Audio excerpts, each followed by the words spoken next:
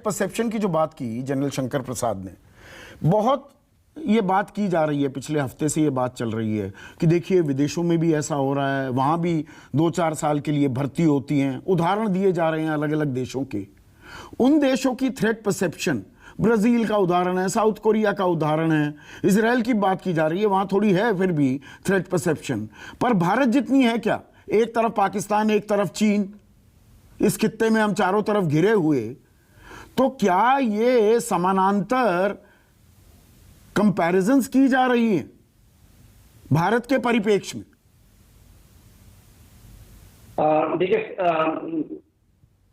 जी, आपने बहुत ज्यादा बहुत एक सवाल जिसका इशू स्ट्रैटेजिक लेवल पे है, ये कोई टैक्टिकल लेवल पे या ऑपरेशनल लेवल पे आप बड़े बातें कर मेरे से जवाब चाहते हैं। देखिए, आज के दिन में जिस तरह से परिस्थितियां बदल रही हैं, तो ये जो हम सोचते हैं कि एक हमारी फौज एक फ्रंटियर फोर्स है, हम सोचते हैं कि हमारा ईस्टर्न फ्रंट है, नॉर्दर्न फ्रंट है, और ये 89 से हम बातें करते रहे कि हमें सोचना है, यदि हमने इंडो पैसिफिक सोचनी है, स्टेट ऑफ हार्मोस से लेकर से स्टेट ऑफ मलाखा तक सोचिए, और ये फिक्सेशन ना रहे जिस तरह से हम लड़ते रहे। फ्यूचरिस्टिक वॉर ऐसे ही होगा, नॉन कॉन्टैक्ट वॉर है, उसके डायमेंशंस बहुत है।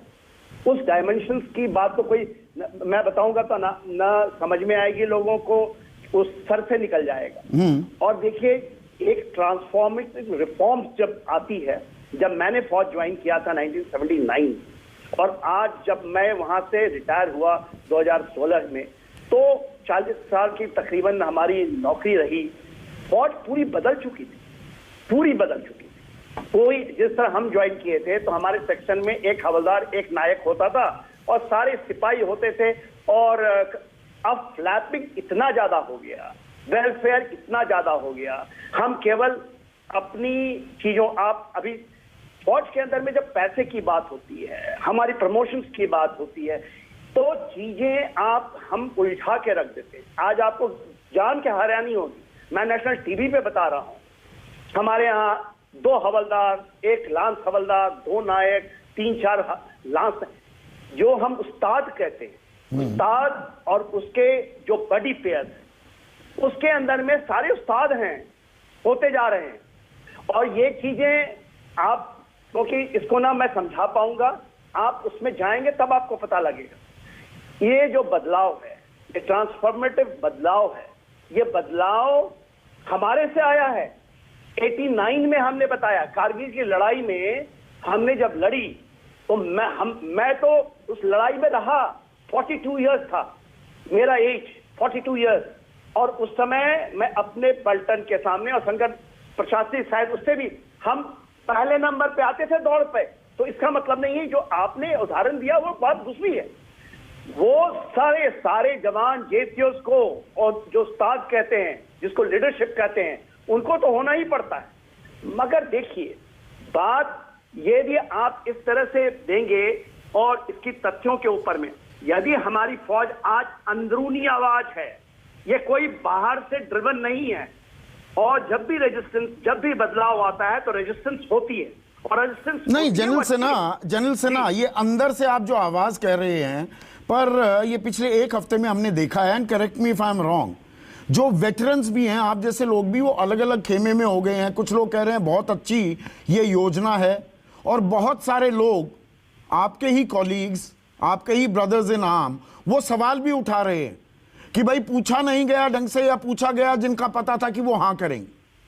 संदीप साहब, सबसे पहली बात, जो आज जिम्मेवार है फौज के, जो जिम्मेवार हैं, और हम इतनी बड़ी हम कर रहे हैं गलतियां, जो जिम्मेवार है, कल लड़ाई लगेगी, आप 2 फ्रंट की बात करते हैं, कल हम तो बात करते हैं इंडो पैसिफिक की बात करते हैं, हम केवल 2 फ्रंट वार की, 2.5 फ्रंट की बात, हम उसकी बात से आगे निकलना नहीं चाहते।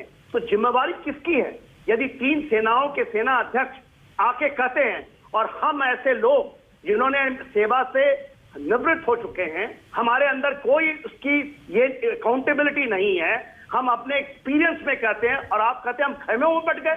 कोई खेमा में नहीं बटा है। नहीं, बहुत सारे वेटरन सवाल उठा रहे हैं, मैं नाम समेत यहाँ पर पूरी सूची जोड़ सकता हूँ। मैं भी उठा रहा हूं। आपने रेजिमेंटेशन की बात कही, मैं तो कहता हूं मगर रेजिमेंटेशन का मतलब ही नहीं कि इन बदलावों को, ट्रांसफॉर्मेट बदलावों को ताक में रख दीजिए और इसके लिए देश को जलाइए। किसको आप नहीं नहीं, वो बिल्कुल नाजायज है। हिंसा की नहीं जनरल सिन्हा, हिंसा की कोई जगह नहीं हो सकती। हम कड़े शब्दों में निंदा करते हैं, करते आए हैं। पर मैं एक कुछ स्पेसिफिक इन्फेंट्री का ही सवाल पूछा जाए अगर आपसे, आप तो एक प्राउड इन्फेंट्रीमैन हैं, ये जैसा जनरल शंकर प्रसाद भी कह रहे थे, आप वेपन्स कंपटीशन होते रहते हैं इन्फेंट्री में, वो चाहे मोर्टार फायरिंग हो, एमएमजी फायरिंग हो, एंटी टैंक वेपन्स हो, कमांडो प्लाटून हो, इसमें 20-21 साल के कितने लोग पार्टिसिपेट करते हैं। और इसी से तकनीकी बारीकियां आज युवा समझता है। अब जो वेपन्स इतने कॉम्प्लेक्स हो गए हैं, वो मास्टरी 4 साल में हो जाएगी जिसका इस्तेमाल भी हो, या टैंक चलाते हैं हमारे यही युवा और 4 साल बाद वो बाहर हो जाएं। इनको लेकर जो सवाल है वो गैर जरूरी है क्या?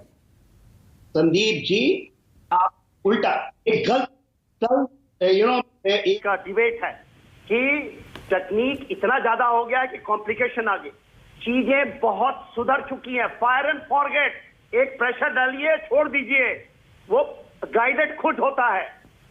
फायर एंड फॉरगेट है आज के दिन में। यह टेक्निक इतनी ज्यादा सिंपलाइज्ड है कि 15 दिन के या 3 महीने के जवान इस चीज को कर सकते हैं। या आप इनको कॉम्प्लिकेट ना करें, टेक्नोलॉजी ऑल भी सिंप्लीफाइड है। आप ऐसे लोग जीपीएस को सिखाने में 6-6 महीने लग जाते थे हमें। आज के दिन में मेरा यहां पर जो बंदा काम कर रहा है वो 22 साल का लड़का है, जीपीएस के ऊपर मुझे सिखाता है वो।